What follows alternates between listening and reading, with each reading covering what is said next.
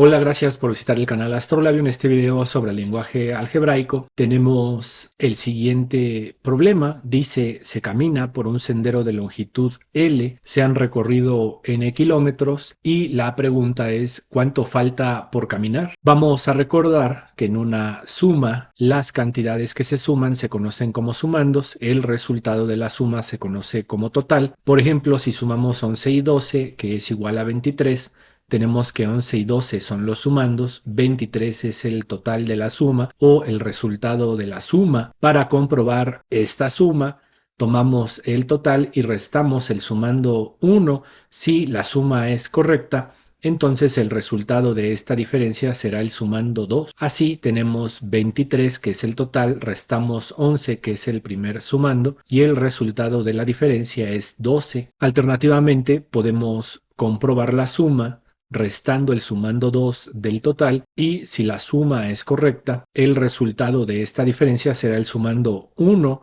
Entonces tenemos 23, que es el total, restamos 12, que es el segundo sumando, y el resultado es 11, que es el primer sumando. Ya que hemos recordado esto, vamos a responder la pregunta del problema. Tenemos dos sumandos, la distancia recorrida y la distancia por recorrer deben de ser igual a la distancia total. La distancia total, el enunciado nos dice que la denotemos por L mayúscula, y la distancia recorrida, el enunciado nos dice que la denotemos con N mayúscula. La distancia por recorrer, que es el segundo sumando, tenemos 1, 2 sumandos. Entonces el segundo sumando, la distancia por recorrer, es la respuesta a la pregunta ¿cuánto falta por caminar? Entonces identificamos la distancia recorrida, que está expresada como N mayúscula, como el primer sumando. La distancia total, que está expresada como L mayúscula, como la distancia total o el total de la suma de la distancia recorrida y la distancia por recorrer. Y así tenemos que el sumando 2 lo podemos expresar como el total menos el sumando 1, es decir, la distancia por recorrer, que es el segundo sumando, lo podemos expresar como la distancia total, que está expresada como L,